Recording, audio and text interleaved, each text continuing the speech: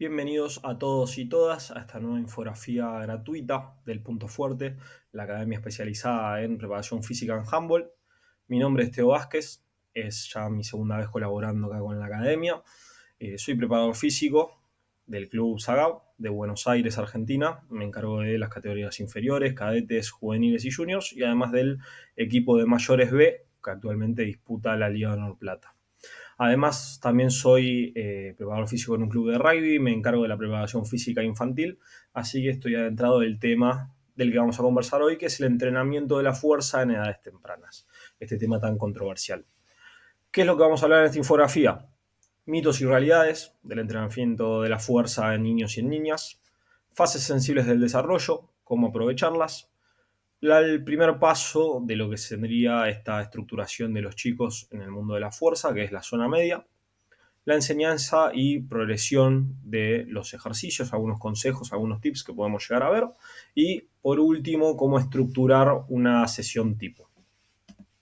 Entonces, en primera instancia, vamos a estar charlando sobre los mitos y realidades del entrenamiento de la fuerza. Son muchos, vamos a hablar del principal, de que el entrenamiento de la fuerza en niños y en niñas perjudica el crecimiento.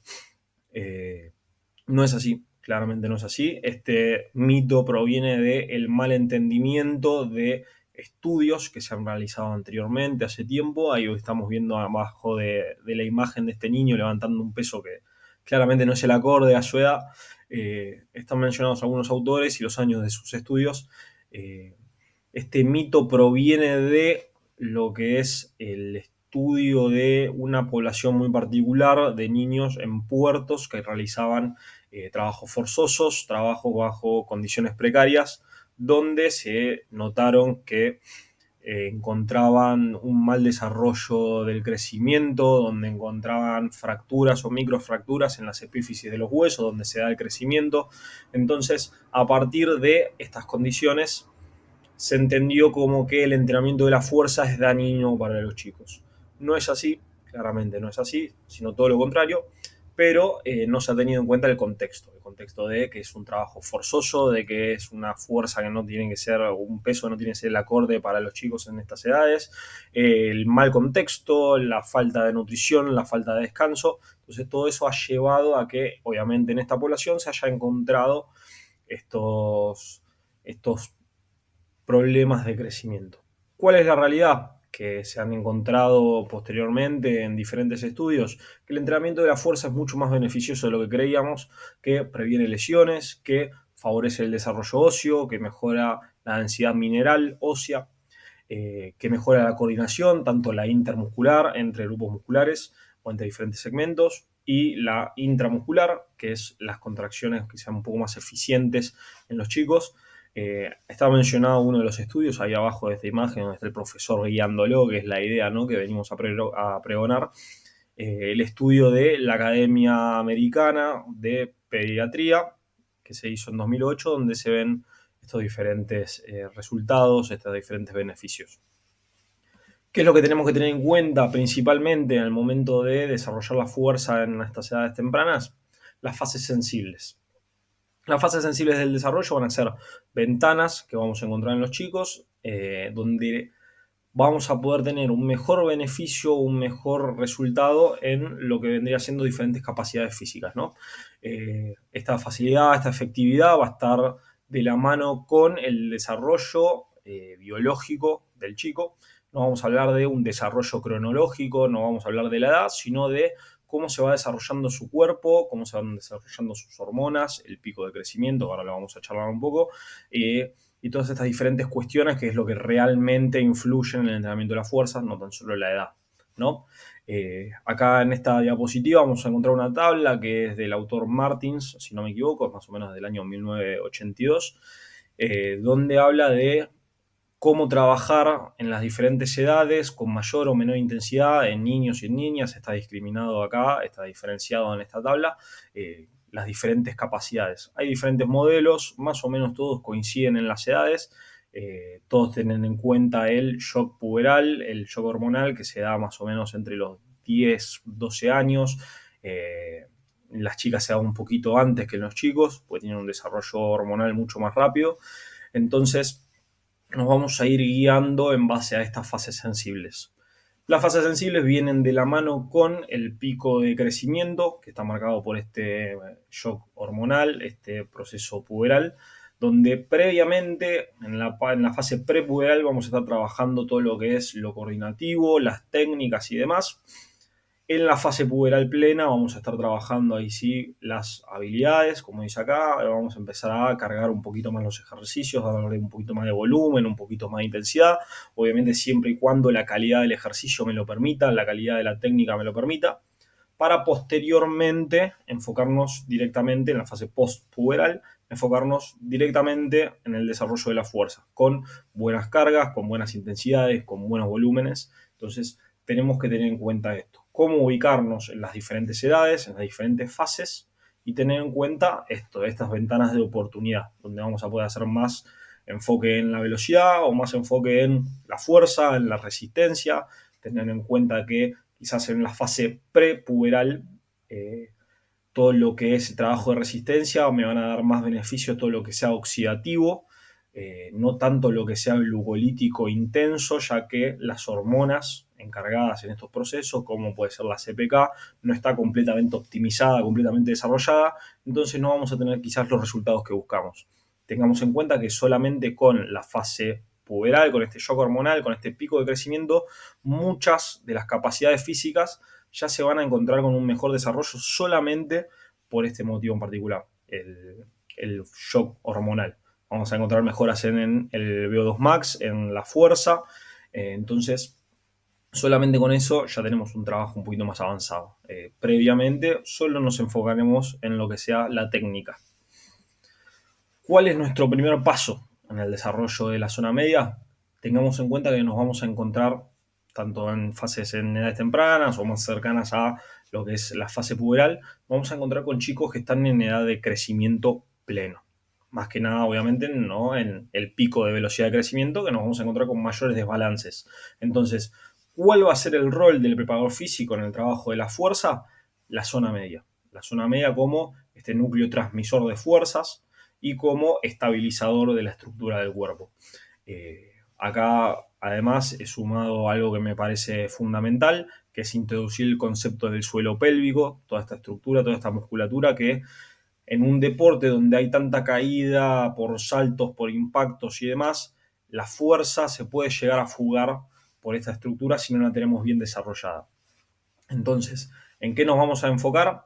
En trabajos donde el complejo lumbopélvico o del diafragma transverso y periné tengan una mayor implicancia. ¿Cuáles pueden ser estos ejercicios? El bicho muerto, por ejemplo. Unos abdominales apretando una medball con las rodillas. Voy a pedirle al niño que se acueste, que flexione sus piernas, 90 grados aproximadamente, que apoye los talones en el piso, levantando la punta de los pies, y que con sus rodillas apriete una medball, una medicine ball. Que mantenga esa presión, que no se le despeguen los pies y que el chico suba y baje en los abdominales, esa flexión de la cadera, donde va a empezar a entender de a poco cómo funciona la zona media, cómo la transmisión de la fuerza va de abajo hacia arriba, cómo tienen que estabilizar ese complejo lumbopélvico para poder realizar ejercicio. Otra variante puede ser los abdominales isquiosoas, es una variante que te puedo llegar a ofrecer, donde le voy a pedir al chico, van a trabajar en parejas en este caso, se van a poner en la misma posición para realizar abdominales, pero ¿qué es lo que le voy a pedir? Con una pierna va a hacer presión hacia abajo, apretando lo que podría ser, por ejemplo, los pies del compañero, va a hacer presión hacia abajo, apretando con los talones, le va a apretar los dedos del pie del compañero, y con la otra pierna, perdón, va a intentar levantarla. Entonces, de un lado voy a estar haciendo fuerza con el isquio hacia abajo y con el otro lado voy a estar haciendo fuerza con el psoas hacia arriba.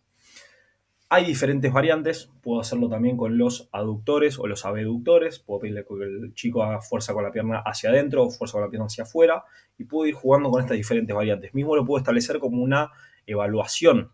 Entonces, al chico le voy a ir haciendo jugar con las dos piernas, con los isquios, con los psoas, con los aductores, con los abductores, y en base a eso otorgarle una valoración. Si el chico puede subir y bajar, le sumo un punto. Si el chico no despega los pies, le sumo otro punto.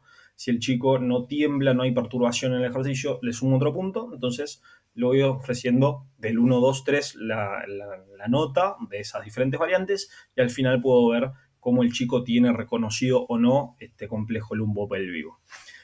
Otros ejercicios, obviamente la nomenclatura puede variar, podemos conocerlo con otros nombres, puede ser el apretando de pared, levantando el cielo, el llavero encendido, son dos ejercicios que nos introducen este tema en verticalizar la pelvis, en trabajar el suelo pélvico, la estructura lumbopélvica, entonces son dos ejercicios que nos van a dar alguno que otro beneficio. Yo ofrezco estos, son los que a mí me han dado resultado, podemos encontrar miles de variantes más.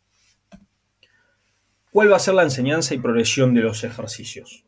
Esto obviamente, como en cualquier disciplina, vamos a ir siempre de lo fácil a lo difícil, de lo estático a lo dinámico, de lo bilateral a lo unilateral, siempre ofrecerle al chico de, como nos encontramos en una fase de crecimiento, obviamente el crecimiento es heterocrónico, entonces no se va a dar el mismo desarrollo en el brazo izquierdo que el brazo derecho, en la pierna izquierda que en la pierna derecha, se van a dar diferentes momentos, diferentes variantes, que eso nos va a llevar a la inestabilidad. Por ende, si yo le doy al chico la oportunidad de trabajar las piernas de a una o los brazos de a uno, puedo empezar a balancear de a poco ese cuerpo, ¿no? Entonces, siempre la enseñanza va a ser progresiva. Enseñarle bien las técnicas, enseñarle bien que primero viene la calidad y después viene la cantidad. Mismo a mí me ha dado más resultado quizás, por ejemplo, la sentadilla, empezar con una sentadilla overhead o una sentadilla arranque con la barra arriba, que me va a ofrecer un poco más de elasticidad en la cadena posterior, donde voy a entender que debo bajar con el cuerpo erguido, que la rodilla debe pasar la punta de los pies, todos estos factores en la técnica. En un press de banca quizás no enseñarlo desde sacarle la barra del soporte y bajar y subir, sino enseñarlo inverso. Primero que el niño baje o la niña baje la barra y la pegue sobre la parte inferior del pecho, que acomode los brazos para generar estos ángulos de 45 grados y recién ahí aplicar fuerza. Entonces va a ir entendiendo a poco. Todos los ejercicios derivados del levantamiento, enseñarlos, se pueden enseñar de dos maneras, desde lo analítico hacia lo global, es decir, ir enseñándole fragmentos del ejercicio y luego endosarlos todos, o desde lo global hacia lo analítico como para ir haciendo algunas correcciones. En mi experiencia me ha dado más resultado, primero, enseñar lo global, ya que los chicos en estas edades aprenden por imitación y por repetición, y luego si hay algún factor técnico a corregir, sí puedo ofrecer alguna variante más analítica. Pero mismo en el desarrollo de estos ejercicios, si yo voy corrigiendo a medida que van haciéndolo, los chicos van entendiendo y lo van corrigiendo. Quizás en 1 o 2 días ya han entendido cómo hacer un arranque de cargada, un arranque de potencia, perdón, una cargada de potencia, un segundo tiempo, entonces podemos ir jugando con esto. Pregunta del millón: ¿con cuánta carga lo voy a enseñar? Yo les voy a dar un ejemplo. Si yo le quiero enseñar al niño a hacer un lanzamiento sobre hombro, ¿le voy a enseñar con una pelota de handball o le voy a enseñar con una pelotita de papel? ¿A qué voy con esto? La pelotita de handball y la pelotita de papel claramente no tienen el mismo peso, no tienen las mismas características, el mismo tamaño. Entonces puede ser que nos encontremos con diferencias en la mecánica del lanzamiento, en la técnica del lanzamiento, que después cuando queramos transferir de la pelotita de papel a la pelota de handball, nos vamos a encontrar con errores. ¿Qué quiero decir con esto? Que los ejercicios en el entrenamiento de la fuerza los vamos a enseñar con carga. ¿Con cuánta carga? Con la carga que me permita realizar la mecánica y la técnica correspondiente. En algún ejercicio que podamos encontrar estas diferencias, ¿cuál va a ser? Por ejemplo, en los derivados del levantamiento. Quizás una cargada, si yo se lo enseño al chico con una barra sin peso o con un palo de escoba, como se suele hacer, voy a encontrar que el chico levanta el peso solamente con los brazos y quizás a veces hasta levanta la barra por encima del nivel de los ojos para después recibirla. Eso es un error. ¿Por qué se genera este error? Porque la barra al chico no le pesa, el palo de escoba al chico no le pesa y puede hacer el ejercicio solamente con la fuerza de los brazos. Si yo voy a una barra con un peso moderado, obviamente, el peso de la barra no le va a permitir levantarlo solo con la fuerza de los brazos, entonces va a estar obligado a realizar la técnica correspondiente. Esto nos va a pasar en los diferentes ejercicios. ¿Les estoy diciendo que al chico le enseñen con 60 kilos el press de banca? No, claramente no. Pero sí encontrar un peso acorde, un peso con el que quizás pueda hacer 10 repeticiones, pedirle que haga 6. Entonces nos vamos a encontrar con que el chico va a poder realizar el ejercicio con comodidad, con un poquito, obviamente, de esa carga que le empieza a dificultarle al niño, pero que permita hacerle la técnica correspondiente. Esto es fundamental. ¿Cómo vamos a estructurar el entrenamiento?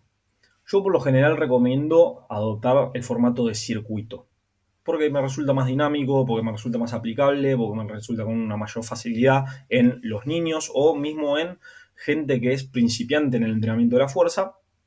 Y yo voy a pautar la estructura de este circuito de esta manera como presento en la diapositiva. Voy a ir alternando ejercicios más complicados con ejercicios más fáciles como puede ser la zona media, que me van a actuar como una suerte de pausa activa. Entonces por acá tenemos primero el derivado de levantamiento de pesas, obviamente que por su complejidad requiere que yo esté un poco más fresco. Segundo, voy a pautar un ejercicio zona media, como esta pausa activa que acabo de mencionar.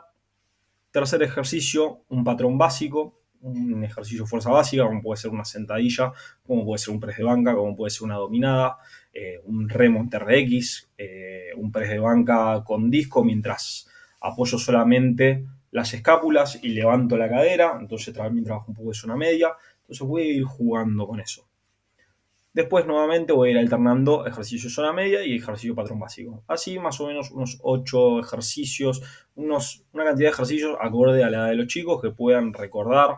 Si yo le doy 16 ejercicios quizás no le queda cómodo y a mitad del circuito van a acordar esa dinámica porque van a necesitar que le refresquemos qué ejercicio sigue, la técnica y demás. Entonces acotamos un poquito más la cantidad y nos adaptamos a una cantidad que no sea cómoda, que no sea dinámica, ¿no?